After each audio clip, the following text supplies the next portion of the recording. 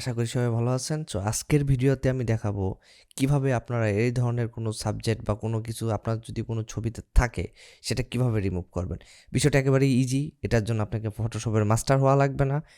Basic কিছু step follow করলে আপনি এই কাজটা সাকসেসফুলি করতে পারবেন। সো আমরা ৩টা স্টেপে করবো এটা। ৩টা স্টেপ আমি দেখাই। ফার্স্ট আমাদেরকে সিলেক্ট করতে হবে ব্রাশ টুল। ইয়েস, ব্রাশ টুল এবং ব্রাশ টুলে যাওয়ার পর আমাদেরকে মাউসের রাইট বাটন ক্লিক করলে আমরা এই অপশনটা দেখব। এখান থেকে আমরা প্রথমটা আছে সফট রাউন্ড। এটা কোথায় পাবেন আপনারা সাধারণত আপনাদের ব্রাশ সেটিংসে জেনারেল ব্রাশ নামে একটা অপশন আছে, ওখানে যাবেন।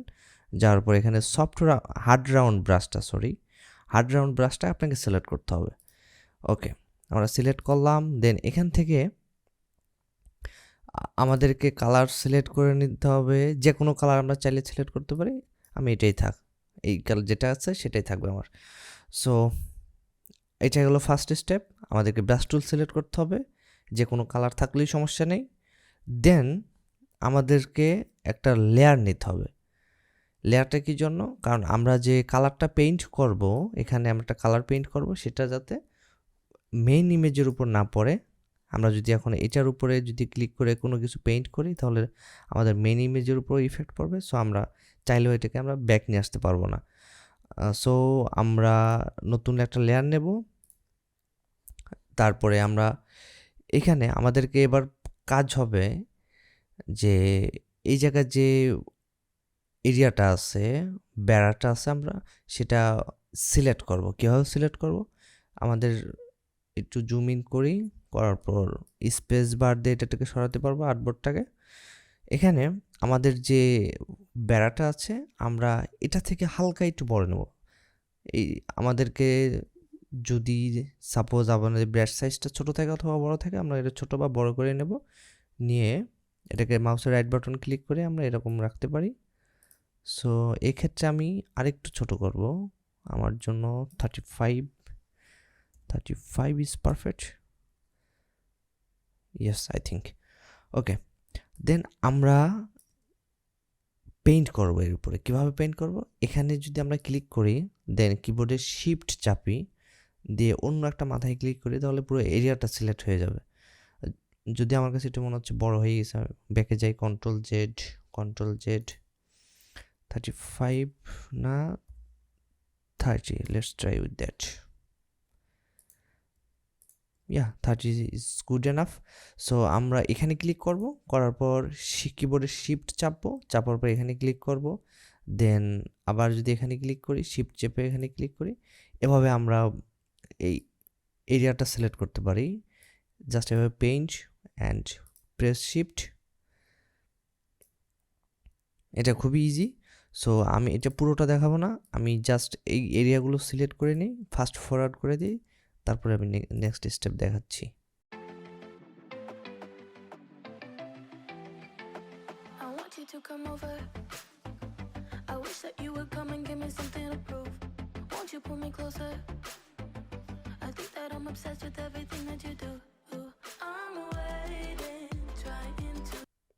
ওকে, আমার সিলেকশন শেষ। আমি পেইন্টিং করা হয়ে গেছে আমার ওভারঅল দ্য ফেন্স।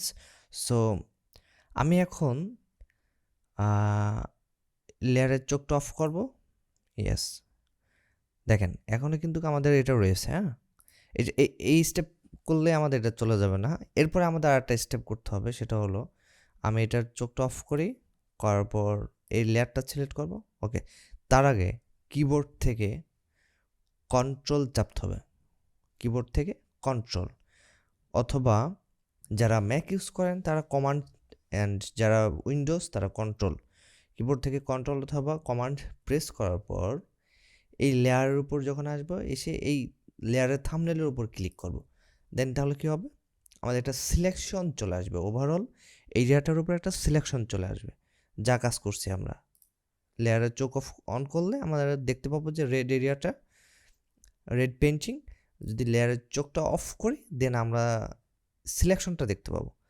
ওকে, এর পরবর্তী স্টেপে যদিও আমার পেইন্টিংটা অতটা পারফেক্ট হয়নি, আপনারা দেখতে পাচ্ছেন। যত পারফেক্টভাবে সিলেক্ট করবেন পেইন্টিং করবেন তত পারফেক্টভাবে আমাদের আউটপুটটা আসবে। ওকে, আমরা এরপরে চলে যাব এডিটে যাওয়ার পর এখানে চলে আসবো কন্টেন্ট অ্যাওয়ার ফিল, এই অপশনটাকে আসবো। আসার পর ওকে, জাস্ট আমি ক্লিক করলাম। আসার পর এখানে লোড নিতেছে, আমরা দেখতেছি। ওকে, আমরা যদি একটু জুম ইন করি আমরা দেখতে পাবো যে আমাদের অলরেডি চলে গেছে, তাই না? আমাদের এখানে যে বেড়াটা ছিল সেটা চলে গেছে। ওকে, আমরা চাইলে অনেক কিছু এখানে মডিফাই করতে পারবো, কিন্তু আমরা জাস্ট এখান থেকে ওকে করি। ওকে, এবার দেখেন আমরা কিবোর্ড, এখানে সিলেকশন আছে, আমরা কিবোর্ড থেকে কন্ট্রোল ডি চাপবো, তাহলে কী হবে, আমাদের সিলেকশনটা চলে যাবে। দেখেন আমাদের কিন্তু অলরেডি ডান, আমরা যেটা করছি সেটা অলরেডি কমপ্লিট। এখন আমাদের কিছু কিছু এরিয়া, যেমন আমি এখানে একটু দেখি, কিছু কিছু এরিয়া আছে যেটা এখনও পারফেক্ট হয়নি, যেমন এখানে কিছু ছাপ থেকে গেছে। এগুলো আমরা কি করব, এগুলোকে ঠিক করার জন্য আমাদের এই লেয়ারটা সিলেক্ট থাকুক, সমস্যা নেই। This is the before, right now this is the after. আমরা চলে যাব এখান থেকে ক্লোন স্ট্যাম্প টুলে। ওকে, ক্লোন স্ট্যাম্প টুলে যাওয়ার পর এখান থেকে আমাদের যে স্যাম্পল আছে লেখাটা, এটাকে আমরা করে দেব অল লেয়ার্স। ওকে, এবার আমরা চলে যাব যেখানে সমস্যা আমরা একটু ঠিক করব। এই লেয়ারটা সিলেক্ট থাকুক, থাকা অবস্থায় যেমন এখানে কিছু প্রবলেম আছে, এটা ফিক্সড করি। ইয়েস, গন। অল্টার চাপি কিবোর্ড থেকে, দেন এখানে ক্লিক করব, চলে যাবে।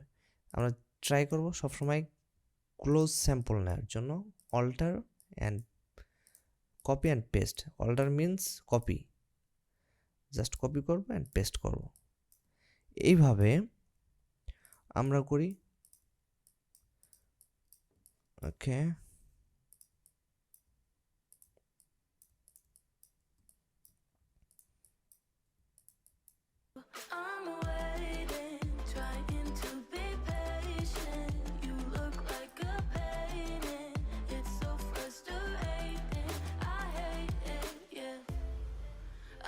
Shouldn't say this, I probably should erase it. I probably shouldn't say this. I wanna be with you, if that's the last thing that I could do. I wanna be with you, if that's the last thing that I could do. Call me a fan, I'm living, give me your hand, I'm in it, yeah. ওকে, এর পিছনে আমরা যত সময় দেব তত perfect হবে। So আপনারা আপনাদের মতো সময় দিয়ে করেন। আর আমার already set, so I think we are done with that. So basically আমরা এই ধরনের কাজ করে আসলে অনেকেই অনেক ধরনের ইনকাম করতে পারি, অনলাইনে ইনকাম যেটাকে বলি আমরা, এবং যেটাকে আমরা সাধারণত ফ্রিল্যান্সিং বলে জানি। সো আমি বিগত 5 থেকে 6 বছর ধরে ফ্রিল্যান্সিং করতেছি, এবং আমি হচ্ছে আপওয়ার্কে টপ রেটেড সেলার অ্যান্ড ফাইবারে লেভেল 2 সেলার। সো আমি আমার ওয়ে শেয়ার করবো যে আমি কীভাবে photo editing and graphic design করে অনলাইন থেকে ইনকাম করতেছি। অ্যান্ড এই চ্যানেলে আমরা সাধারণত এই ধরনের ভিডিও দেখবো। যদি কারো এইসব ভিডিওর উপর বা এই ধরনের ভিডিও, বা কেউ যদি আগ্রহী থাকেন যে কীভাবে আমরা ফ্রিল্যান্সিং করতে পারি গ্রাফিক্স ডিজাইনের উপর এবং ফটো এডিটিংয়ের উপর, এবং ফ্রিল্যান্সিং বিষয়ে টিপস যারা জানতে চান তারা আমার চ্যানেলের সাথে যুক্ত হয়ে যান সাবস্ক্রাইব করে। অ্যান্ড টিল দেন ভালো থাকবেন। আশা করি নেক্সট ভিডিওতে আমরা অন্য কোনো টপিকস নিয়ে আলোচনা করব। আল্লাহ হাফেজ।